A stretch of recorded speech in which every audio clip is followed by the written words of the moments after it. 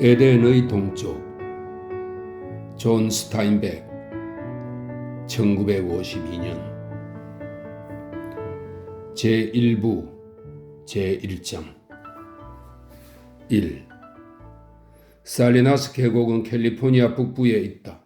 기다란 습지대인 이 계곡은 두 줄기 산맥 사이에 있는데 살리나스 강이 그 가운데를 따라서 굽이굽이 휘감아 돌아서는 마침내 몬트레이만으로 흘러든다. 나는 어렸을 때 보았던 갖가지 풀들과 신비한 꽃들의 이름을 아직도 기억한다. 또 두꺼비가 어디에 사는지, 여름철에 새들은 언제쯤 잠에서 깨는지, 나무와 계절의 향기가 어떤 것인지, 심지어 사람들의 표정이며 걸음걸이며 채취까지도 기억한다. 향기로 인한 기억은 무척이나 선명하다. 살리나스 계곡 동쪽의 게빌러는 사람을 부르듯 햇살과 아름다움으로 가득 찬 밝고 화사한 산이었다. 그래서 다정한 어머니 무릎에 올라앉듯 그 따사로운 산기슭에 올라앉고 싶었는데 나는 그런 것까지도 생생하게 기억하고 있다. 갈색 풀로 뒤덮인 그 산은 사람들에게 어서 오라고 손질하곤 했다. 살리나스의 서쪽에는 센타루시아 산맥이 하늘을 등진 채 더 넓은 바다로부터 계곡을 가로막고 서 있었다. 그 산맥은 음침하고 시무룩한 표정이어서 매정하고 위험해 보였다. 나는 언제나 동쪽을 좋아하고 서쪽을 무서워했다. 무슨 까닭에서 그랬는지는 알 수 없다. 게빌런 산맥의 봉우리 너머로 아침이 찾아오고 센타루시아의 산 등성이에서부터 밤이 밀려들었기 때문이 아니었을까? 어쩌면 하루의 탄생과 소멸이 그 두 줄기 산맥에 대한 내 느낌을 형성하고 있었는지도 모른다. 계곡 양쪽으로부터 조그만 개울들이 야트막한 협곡을 빠져나와서 살리나스 강으로 흘러들었다. 비가 많이 내리는 겨울철에는 개울물이 갑자기 불어나서 강이 범람했는데 두 걸름은 강물은 주변을 닥치는 대로 파괴했다. 그 새 물살은 농장의 가장자리를 쥐어뜯다가 온 대지를 휩쓸어버렸다. 그 바람에 창고며 집이 부서진 채 둥둥 떠다니다가 물속으로 사라졌고 소와 돼지와 양들이 누런 흙탕물에 익사한 채 바다로 떠내려갔다. 강물은 늦은 봄이 되어서야 차츰차츰 줄어들었고 그를 저으면 양쪽에 모래둑이 생겼다. 여름에는 강물이 땅 위로 흐르지 않고 높은 뚝 밑에서 웅덩이가 되어 고여있곤 했다. 그 무렵이면 왕골과 잡초가 다시 자라나고 버드나무가 가지마다 홍수의 찌꺼기를 뒤집어선 채 기지개를 켰다. 살리나스 강이 1년 내내 수량이 풍부했던 것은 아니다. 여름의 뙤약볕은 강물을 모두 말려버렸다. 살리나스 강은 결코 훌륭하지는 않았지만 단 하나뿐인 강이라 우리 모두 자랑스럽게 여겼다. 비가 많이 내리는 겨울에는 위험하고 여름에는 가물어서 바닥이 바싹 말라붙어 버리는데도 자랑스러워했다. 가진 것이 오직 하나뿐이라면 그것을 자랑할 수밖에 없다. 가진 것이 없을수록 더 자랑하고 싶은지도 모른다. 두 산맥 사이의 산기슭 아래쪽에 위치한 살리나스 계곡의 바닥은 평평하다. 옛날에 이 계곡이 바다에서 160km쯤 들어온 만이었기 때문이다. 수백 년 전 모스랜딩 항구의 어귀는 이 길쭉한 입구였다. 언젠가 아버지가 이 계곡의 80km 아래쪽에서 우물을 판 적이 있었다. 그때 굴착기에 맨 처음 묻어나온 것이 흙이었고 그 다음이 자갈, 마지막이 조개 껍질과 고래 뼈 조각이 섞인 흰 모래였다.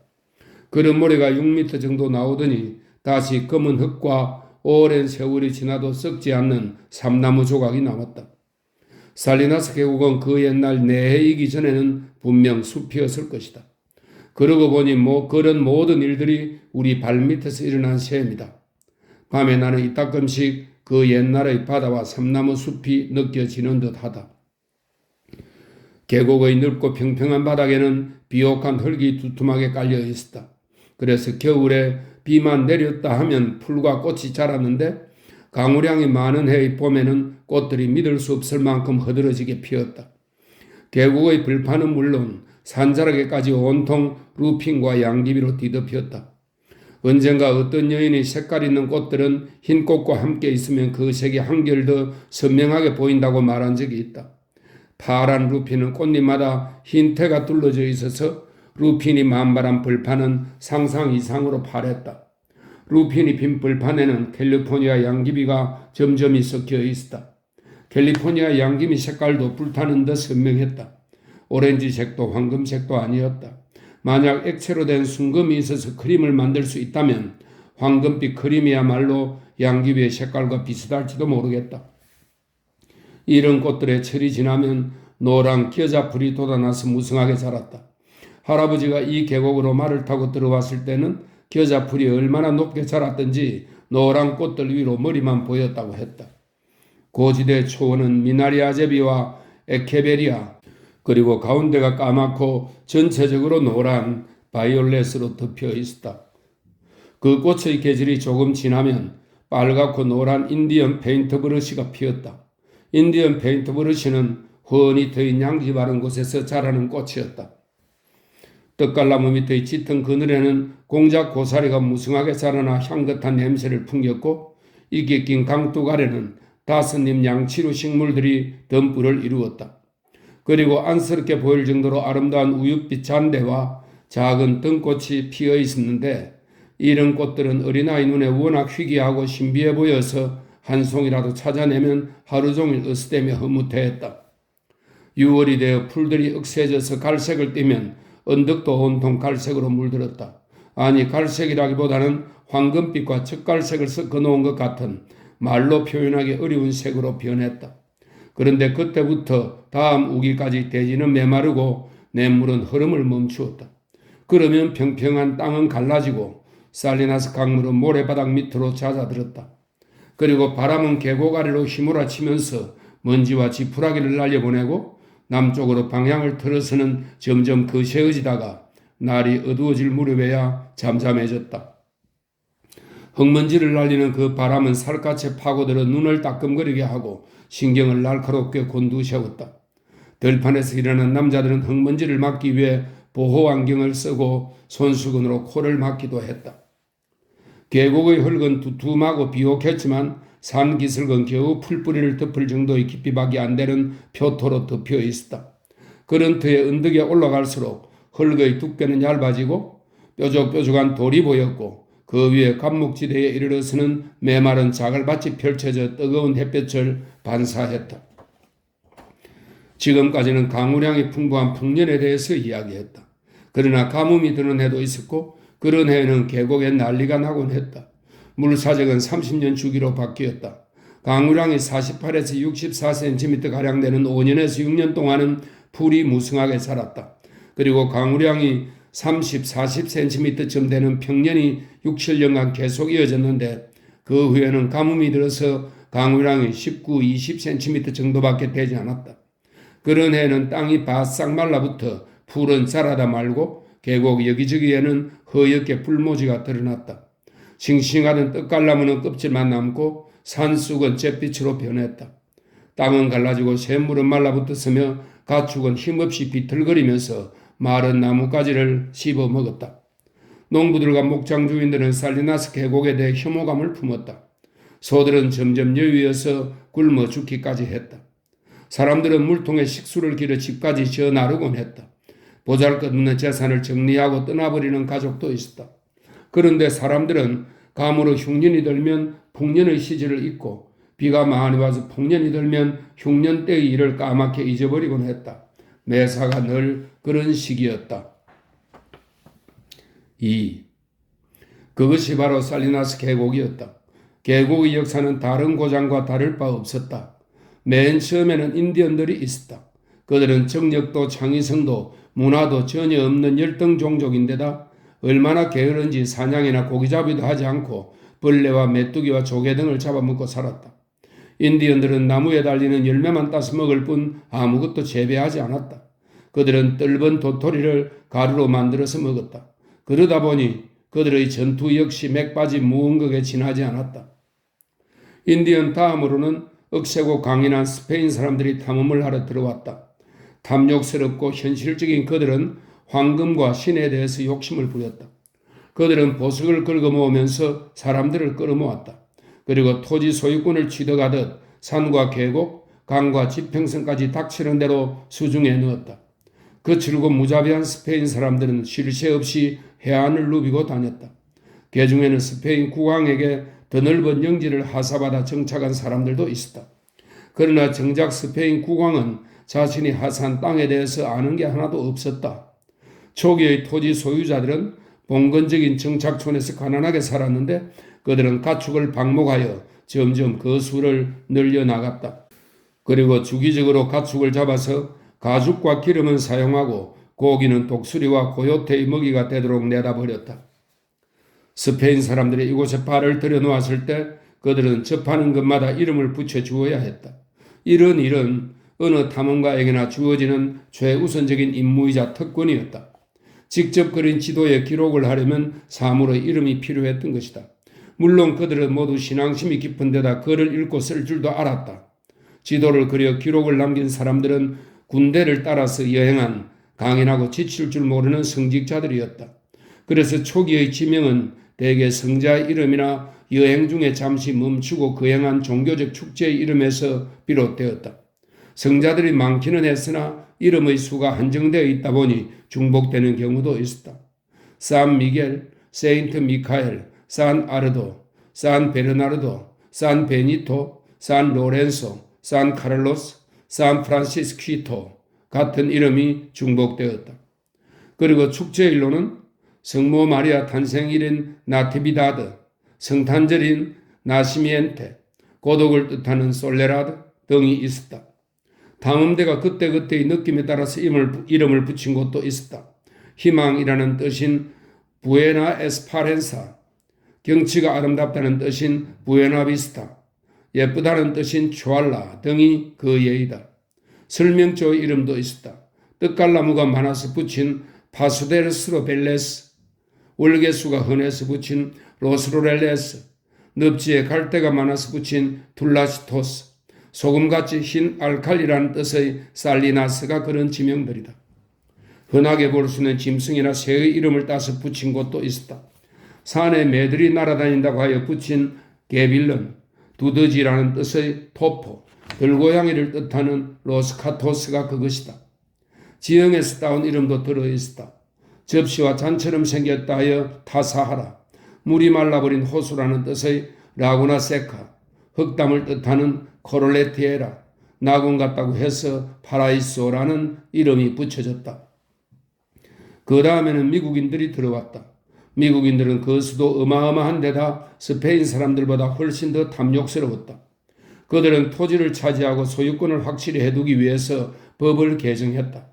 미국인들은 처음엔 벌판에다 농가를 짓고 다음에는 산기슭 비탈까지 올라가더니 급기야 온 땅에 농장을 세웠다. 그들은 작은 목적화옥에는 삼나무 널로 지붕을 이고 말뚝을 박아 울타리를 쳤다. 물이 나오는 곳이면 어디든지 집이 들어서고 가족이 늘면서 마을이 점차 번창해 나갔다. 미국인들은 붉은 제라늄과 장미 등굴을 잘라다 앞마당에 심었다. 마차의 바퀴 자국들이 새로운 오솔길을 내고 노란 겨자풀 벌판이었던 곳에는 옥수수와 보리와 밀밭이 반듯하게 들었었다.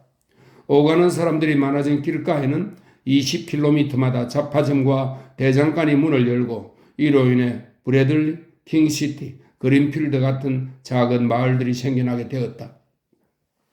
미국인들은 스페인 사람들과 달리 사람의 이름을 따서 지명을 붙이는 경향이 있었다. 그런데 계곡에 사람들이 정착한 뒤부터는 그 고장에서 일어난 일과 연관지어 이름을 붙이는 경우가 많았다. 그런 이름들은 이미 잊혀진 옛날 일을 상기시켜준다. 그래서 다른 이름들보다 더 마음이 끌린다.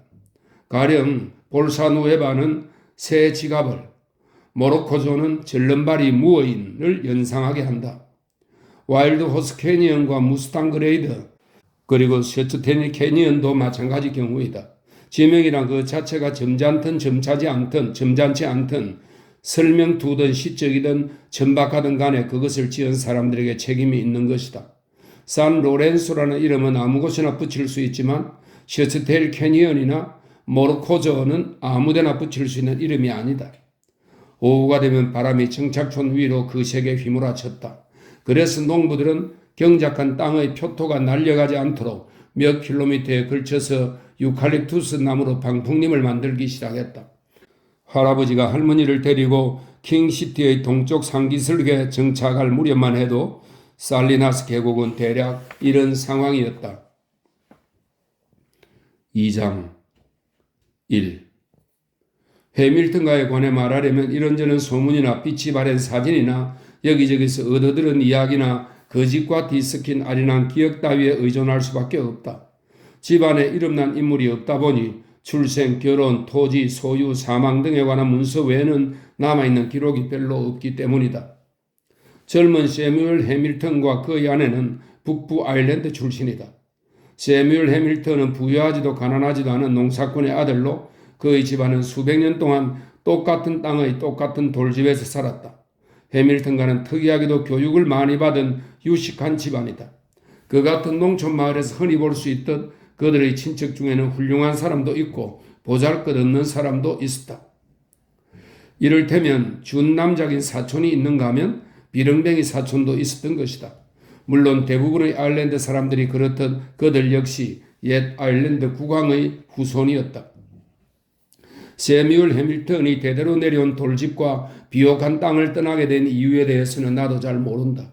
정치인이 아닌 그가 반역에 가담해 추방되었을 리도 없고 워낙 정직한 사람이라 죄를 짓고 경찰을 피해 도망쳐 나왔을 리도 없다. 그런데 소문에 의하면, 아니 소문이라기보다는 짐작이라고 하는 편이 옳겠지만, 세뮤얼이 아내가 아닌 다른 여자를 사랑했기 때문에 고향을 등졌다고 한다. 그가 성공적인 사랑을 했는지 아니면 비극적인 사랑으로 평생 가슴앓이를 했는지 나로서는 알 길이 없다. 하지만 사람들은 주로 전자일 거라고 생각했다. 세뮤얼은 잘생기고 매력적이며 쾌활한 사람이었다. 따라서 아일랜드의 시골 처녀가 그런 사람을 차버렸다고는 상상이 되지 않는다. 그는 재능과 열정을 가득 지닌 채 비옥한 살리나스 계곡을 찾아왔다. 그의 눈동자는 짙은 푸른빛이었는데 피곤할 때면 눈동자 하나가 버릇처럼 약간 옆으로 돌아가곤 했다. 그는 체구는 컸지만 섬세한 사람이었는데 지저분한 목장일을 하면서도 늘 단정했다. 또 손재주가 좋아서 대장장이 목수, 목각 일에 능숙했다. 나무나 쇠붙이만 있으면 무엇이든 척척 만들어냈던 것이다. 그는 예전에 하던 일을 더 빨리 그리고 더 잘할 수 있는 새로운 방법을 끊임없이 고안해냈다. 그렇지만 돈 버는 데는 도무지 재주가 없었다. 그런 재주가 있는 다른 사람들은 세뮤얼의 기술을 팔아서 부자가 되었는데 세뮤얼은 평생 품삯도 제대로 받지 못했다. 그가 왜 하필이면 살리나스 계곡으로 흘러들어왔는지 모르겠다. 이 계곡은 초원의 나라에서 살던 사람이 올만한 곳이 아니다. 그는 새로운 한 세기를 30년 정도 남겨놓고 자그마한 아일랜드인 아내를 데리고 이곳으로 왔다. 그의 아내는 유머라고는 손톱만큼도 없는 닭처럼 꼿꼿한 여자였다. 엄격한 장로교 정신으로 무장한 그녀는 종교적인 도덕관에 집착해서 쾌락을 쫓는 일이라면 무엇이든 멀리했다. 세뮤얼이 어디에서 그녀를 만나 어떻게 구원을 하고 결혼을 했는지는 알 수 없다. 어쩌면 마음 한구석에 다른 여인을 묻어두고 있었을지도 모른다. 세뮤얼은 정이 넘치는 사내인 반면 그의 아내는 감정을 겉으로 드러내는 여자가 아니었다. 그렇기는 해도 세뮤얼이 살리나스에 살면서 다른 여자에게 눈독을 들였다고 생각할 만한 일은 전혀 없었다. 세뮤얼과 라이자가 살리나스 계곡에 도착했을 때는 평지는 말할 것도 없고 비옥한 저지대, 언덕의 작은 옥토, 임야 등은 이미 모두 남의 차지가 되어 있었다. 농사를 지을 만한 땅이라고는 변두리에 그것도 아주 조금 남아있을 뿐이었다. 결국 세뮤얼은 지금의 킹시티 동쪽의 척박한 언덕에 삶의 터전을 마련했다. 그는 일상적인 관례를 따랐다. 즉 자신과 아내 그리고 곧 태어날 아이의 몫으로 각각 160에이크의 땅을 차지했다. 세월이 흘러 아들 넷에 딸 다섯을 더해 모두 9명의 자식이 태어났다. 하나이가 태어날 때마다 160에이크의 땅을 늘려나갔으므로 11명의 식구는 총 1760에이크의 땅을 차지하게 되었다. 그 땅이 비옥했다면 해밀턴 일가는 부자가 되었을 것이다. 하지만 땅은 거칠고 메말랐다. 샘을 파도 물 한 방울 솟아나오지 않았다. 그런데다 표토가 너무 얇아서 여기저기에 돌멩이가 튀어나와 있었다. 쑥도 살아남기 힘들고 떡갈나무도 메말라 뒤틀어지는 땅이었다. 웬만큼 풍년이 드네해도 가축들은 비쩍 마른 모습으로 먹을 걸 찾아 헤맸다. 해밀턴 가족은 그 척박한 언덕에서 서쪽의 비옥한 저지대와 살리나스 강가의 푸른 땅을 내려다보곤 했다. 세뮤얼은 손수집을 짓고 흙강과 대장간도 만들었다. 하지만 얼마 지나지 않아서 그는 10,000에이커의 땅을 차지하고 있어도 물이 없으면 살아가기 힘들다는 걸 깨달았다. 세무엘은 타고난 솜씨를 발휘하여 구멍 뚫는 연장을 만들었다. 그리고는 다른 사람의 땅에 우물을 파주었다. 또 탈곡기를 만들어 추수철이면 저지대로 끌고 가서 자기 농장에서는 구경할 수 없는 곡식을 탈곡해 주었다. 게다가 자기 집 대장간에서 쟁기날을 세워주고 시래를 수리해 주었으며 부러진 굴대를 용접해 주고 말굽에 편자도 박아주었다. 집집마다 사람들이 연장을 가져와서 수리를 의뢰하거나 더 좋게 만들어 달라고 부탁했다. 사람들은 살리나스 계곡 밖에서 일어나고 있는 세상사와 그곳 사람들의 생각을 비롯하여 시와 철학에 대한 세뮤얼의 이야기를 듣고 싶어 했다.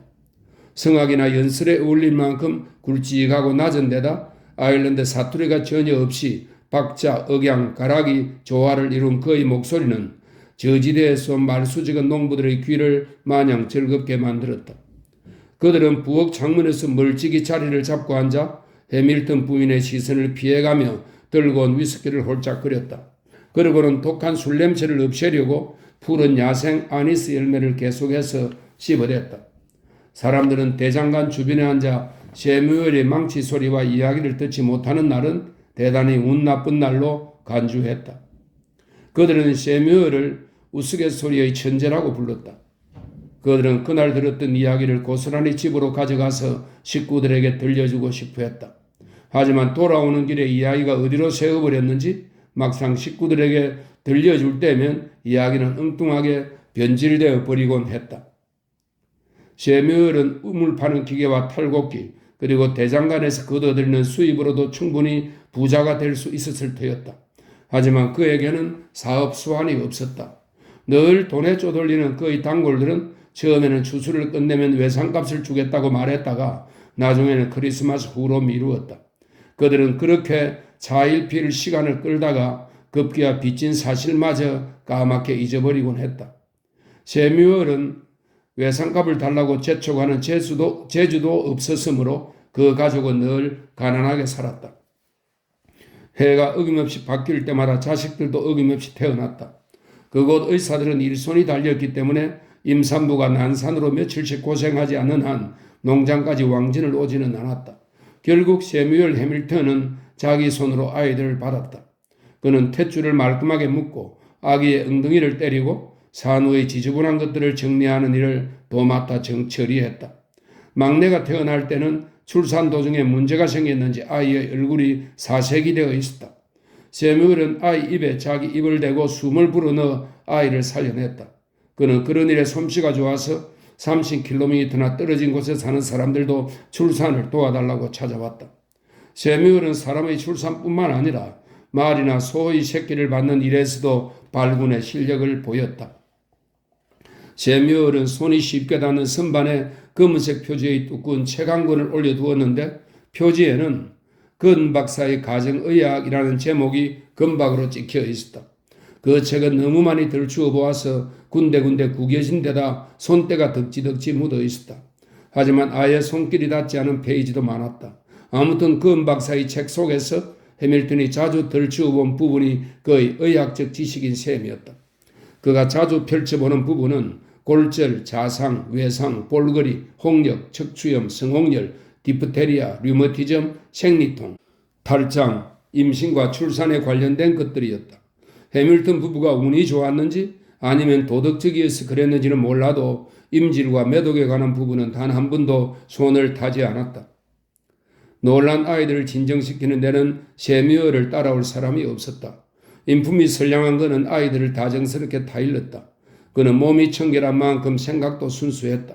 그의 대장간에 들러 함께 대화를 나누는 사람들은 쌍스러운 말을 쓰지 않았다.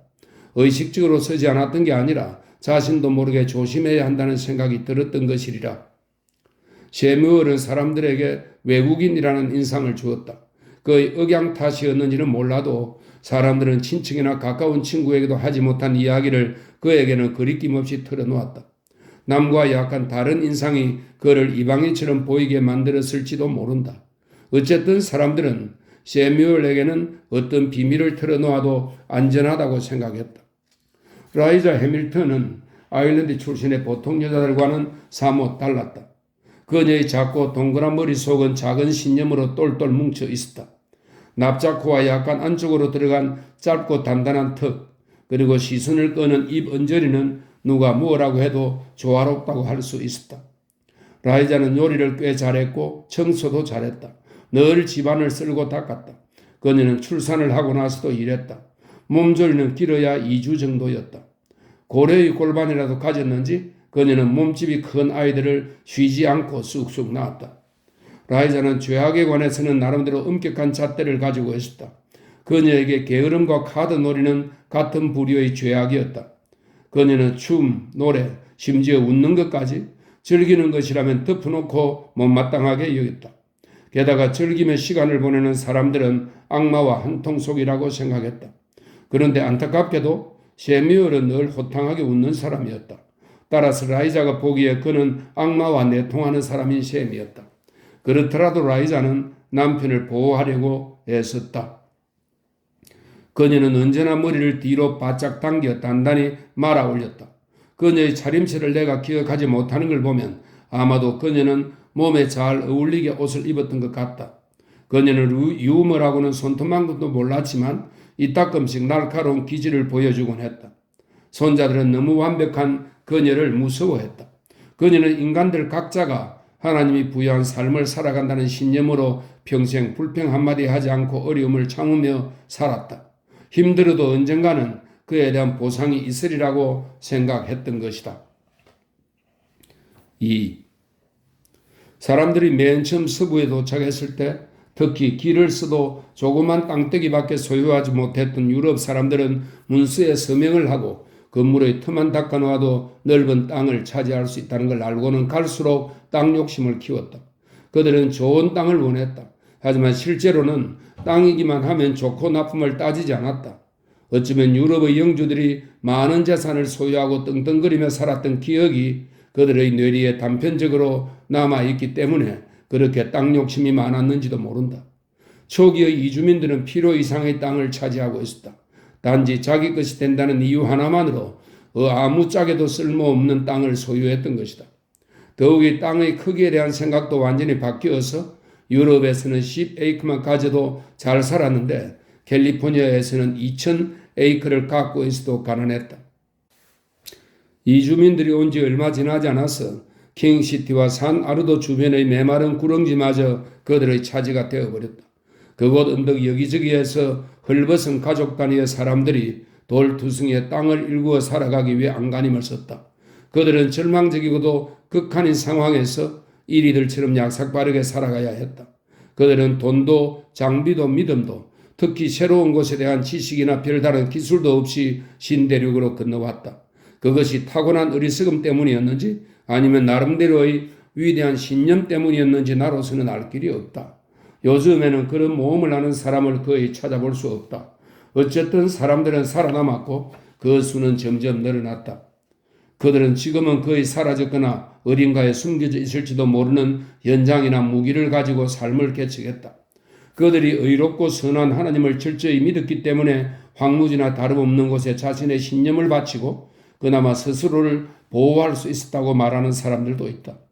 그러나 내 생각에는 그들이 스스로를 믿고 존중하며 무의식 중이라도 자신이 도덕성을 추구하는 개체라고 생각했기 때문이 아닐까. 그래서 하나님에게 스스로의 용기와 존엄성을 바친 대가를 받게 된 것이 아닐까 싶다. 자기 자신도 믿지 못하는 요즘 세대에서는 그런 일을 기대하기란 불가능할지도 모른다. 설령 그런 일이 일어난다고 해도 가진 게 없는 이는 기댈 만한 자신에 넘치는 힘센 사람들을 찾게 될 것이 뻔하다. 상대가 사악한 사람이라도 어쩔 수 없이 그의 옷깃에 매달릴 수밖에 없는 게 요즘의 세태 아닌가. 살리나스 계곡에는 맨손으로 찾아든 사람들이 대부분이었는데 그 중에는 다른 곳에서 재산을 정리한 뒤 새로운 삶을 시작하려고 온 사람들도 있었다. 그들은 남들보다 좋은 토지를 구입하고 좋은 나무를 잘 다듬어 집을 지었다.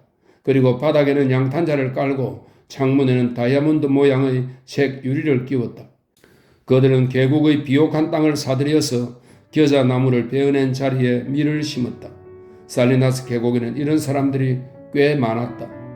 애덤 트레스크도 그 중 한 사람이었다.